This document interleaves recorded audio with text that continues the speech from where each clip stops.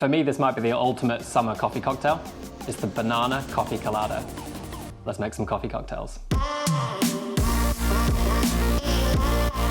All right, welcome back. I'm Dan Fellows, and today, once again, we're talking about coffee and bananas. And this is gonna be a fun one. All right, I know. A banana coffee colada is low-hanging fruit. It's a fairly obvious combination, but low-hanging fruit's delicious. So if you've made one before, fantastic. Make this one, see what you think, because I'm very, very delighted with it. So this little mini-series is all about coffee and banana and exploring how far we can take that combination and those ingredients. So in the first episode, which I'll link above, we made banana peel saccharum using the leftover banana peels, which obviously would usually go in the bin. And then we made these into a cocktail called pucks and peels. So if you haven't watched it already, click above a few seconds ago in order to watch that, because we're going to use the banana peel saccharum as the sweetener for our banana coffee colada. So without further ado, let's get our ingredients and start making the cocktail. So for the banana coffee colada, we were going to want a few things. If you remember back in the first video, we froze our bananas. These are now going to be used for our cocktail. This means they were perfectly ripe, going to give us kind of loads of sweetness, very delicious, and also kind of thicken up the texture a little bit. You can use fresh bananas, but these have been in the freezer, so definitely use them. We're then going to want our banana peel saccharum. We're going to want our espresso, which is our coffee to our banana. Then we're going to want a nice sweet rum. I'm going with Diplomatico Reserva Exclusiva, which is a banging rum, really good frozen and sipped, or for mixing, plenty of body and plenty of sweetness. Good quality pineapple juice, and then good quality coconut milk. And we're going to blitz this up. What I've actually done is freeze the blender cup, so we get it nice and really, really cold. And then we're going to weigh out around about 1 banana's worth of banana, I guess, which is between 80 and 100 grams. So I'm going to pop those straight in there. And then this is going to be the banana part of our drink, which we're going to pump up with our second banana element, which is banana peel saccharum. So we're adding 30 mils of this, and it actually sounds like quite a lot, and it's going to be quite sweet, and it is. But because we're going to chill the drink really, really low, this is going to counterset the kind of sweetness in there, and also we'll get some acidity from the pineapple juice. Next, we want to chuck in our espresso. So this was 18 grams of coffee, 40 grams out.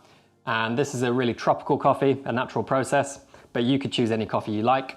If you go for something chocolatey, obviously that's going to impact the flavor profile versus something really tropical and funky and anaerobic or some crazy processing method. But play around, see what you like. And then the next ingredient, now we've got our coffee and our banana, is going to be 40 mils of our rum. So you do want to use a darker rum, I think. Some pina colada recipes call for a light rum, but I like the body, especially if it's going up against coffee and those darker kind of banana notes from the saccharum. 40 mils of our pineapple juice, which is going to be the acidity of the drink. Some recipes call for lime juice in their pina coladas, but because we're using kind of other ingredients which aren't traditional, we actually get enough acidity from the pineapple juice, as well as that really nice foamy texture when it blends up. And then speaking of texture, we're going to go 60 mils of really good quality coconut milk. So pineapple and coconut, everyone loves it. Reminds you of being on holiday at the beach by the pool. And this is a banging combination, but when you combine it with coffee and banana, oh my word, it is delightful. So that's the body of the drink. We're going to be quite careful with our dilution. These ice cubes I've got are 30 grams each, and I know I want to add about 60 grams of water and ice to the final drink.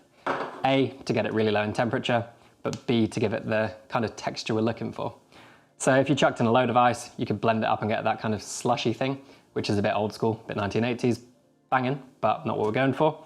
Something I forgot to mention is with your espresso, you want to save your puck because we're going to be using this in the next episode, so don't throw this away.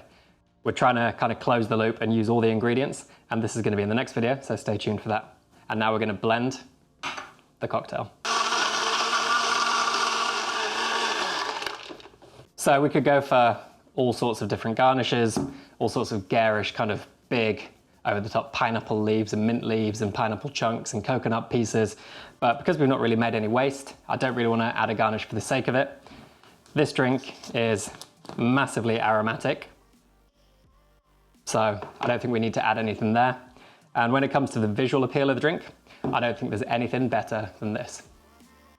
Freezing cold glass, a freezing cold cocktail, on a very, very hot day is very evocative.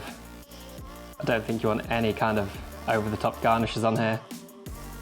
And all we need to do is whack in our little wooden straw.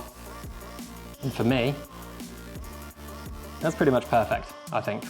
If I was given this on a hot day, like today, I'd be very, very happy. It's so tasty. I just love it. Like, it's kind of a guilty pleasure. It's simple. No one really has been challenged here. We've obviously challenged the way we're using the waste ingredients and keeping hold of them, but it's just balanced. It's like super balanced. Tropical, chocolatey, clean, sweet, fruity, funky, banging. I just love it. I could quite happily drink the whole thing, and I may well do that after this. So this is our number 2 drink from our coffee and banana series. Couldn't be more different from the previous drink. Actually, it could. It could be even more different than the following drink, which is kind of the serious, deep, dark, moody, smoky flavors of banana and coffee that we're going to explore in the following video. So I'll link that one here when it's done. There's going to be lots more coffee cocktail recipes here, and make sure you subscribe to the channel here if you haven't done already. It really does make a difference, so I appreciate it. And I'm going to have a bit more of this actually. I don't know why I'm putting it down. I'll see you soon. Have a good week. Cheers.